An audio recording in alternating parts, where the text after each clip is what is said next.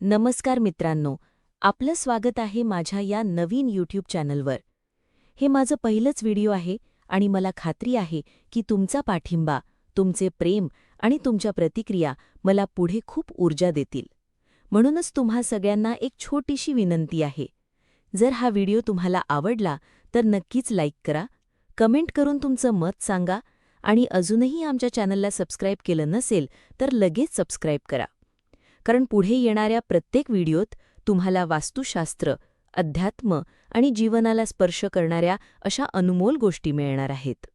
मित्रांनो, आपण अनेकदा म्हणतो की घर म्हणजे केवळ 4 भिंती नाहीत, तर ती एक ऊर्जा आहे. त्या ऊर्जेला जर योग्य दिशा दिली तर आपल्या जीवनात सुख, समृद्धी, आरोग्य, समाधान आणि आनंद आपोआप येतो. पण जर चुकून काही वास्तुदोष झाले तर कितीही पैसा, कितीही मेहनत केली तरी जीवनात अडथळे निर्माण होतात.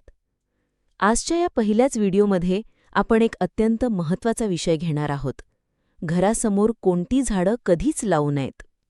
कारण झाडं आपल्या जीवनाला सावली, ऑक्सिजन आणि ताजेपणा देतात, पण काही झाडं चुकीच्या जागी असली तर ती घरात अडथळे, दुःख आणि अशांतता निर्माण करतात. चला तर सुरुवात करूया. वास्तुशास्त्रानुसार 3 प्रकारची झाडं घराच्या मुख्य दारासमोर किंवा अंगणात कधीच नसावीत. 1. पिंपळाचे झाड. पिंपळ हे झाड अत्यंत पवित्र मानलं जातं. त्यावर देवांचा वास असतो, म्हणून ते देवळात किंवा मंदिराजवळ लावलं जातं. पण घरासमोर असेल तर घरातील ऊर्जा कमी होते, अडचणी वाढतात. पिंपळाची सावली जर घराच्या मुख्य दारावर पडली तर घरातील प्रगती थांबते. म्हणून पिंपळाचा सन्मान करा, पण घराबाहेर दूर ठेवा. 2. बाभळीचे झाड. बाभळीला काटे असतात. वास्तुशास्त्र सांगतं की घराच्या अंगणात काटेरी झाडं नसावीत. कारण काटेरी झाडं नकारात्मक ऊर्जा आणतात, भांडणं वाढवतात, कर्ज वाढतं आणि घरातील प्रेम कमी होतं. 3. कडुनिंबाचे झाड. कडुनिंब औषधासाठी खूप चांगलं आहे, पण वास्तुशास्त्रानुसार घरासमोर असेल तर आरोग्याच्या समस्या वाढतात. त्यामुळे हे झाड जर असेल तर बाजूला किंवा मागच्या अंगणात लावा, घरासमोर नाही. आता मी तुम्हाला याच्याशी संबंधित एक खरी कथा सांगते. एका गावात रमेश नावाचा गृहस्थ राहत होता. खूप मेहनती, कुटुंबावर प्रेम करणारा माणूस. पण कितीही काम केलं तरी घरात पैशांची कमतरता, सतत भांडणं आणि आजारपण असायचं. एके दिवशी गावात एक साधू आले. त्यांनी प्रत्येकाच्या घरी जाऊन आशीर्वाद द्यायला सुरुवात केली. जेव्हा ते रमेशकडे गेले तेव्हा दाराबाहेरचं झाड बघून थोडं थांबले. ते बाभळीचं झाड होतं.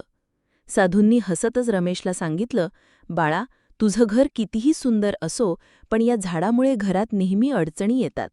हे झाड काढून टाक आणि घरासमोर तुळशीचं रोप लाव. रमेशला आधी विश्वास बसला नाही, पण साधूंचा आग्रह पाहून त्याने दुसऱ्याच दिवशी बाभळी काढून टाकली आणि त्या जागी तुळशीचं रोप लावलं.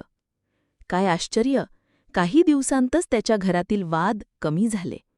त्याला कामात यश मिळायला लागलं आणि हळूहळू घरात सुखशांती परत आली. मित्रांनो, ही फक्त कथा नाही, तर वास्तुशास्त्राचं जिवंत उदाहरण आहे. चुकीचं झाड आपली प्रगती अडवू शकतं आणि योग्य रोप आपल्याला देवाचा आशीर्वाद देऊ शकतं. मित्रांनो, हे होतं आजचं पहिलं व्हिडिओ. घरासमोर कोणती झाडं लावू नयेत. ही माहिती तुम्हाला उपयोगी पडली असेल अशी मला खात्री आहे. तुमच्या घरासमोर अशी झाडं आहेत का? तुमचा अनुभव काय आहे हे नक्की कमेंट करून सांगा. व्हिडिओ आवडला असेल तर लाईक करा, तुमच्या मित्र नातेवाईकांना शेअर करा आणि अजूनही आमच्या चॅनलला सबस्क्राईब केलं नसेल तर लगेच करा. कारण पुढे येणाऱ्या प्रत्येक व्हिडिओत तुम्हाला वास्तुशास्त्र, अध्यात्म आणि जीवनाला स्पर्श करणाऱ्या अशा अनमोल गोष्टी मिळणार आहेत. तोपर्यंत घर स्वच्छ ठेवा, मन सकारात्मक ठेवा आणि वास्तुशास्त्राच्या या अनमोल ज्ञानाचा आदर करा. धन्यवाद. जय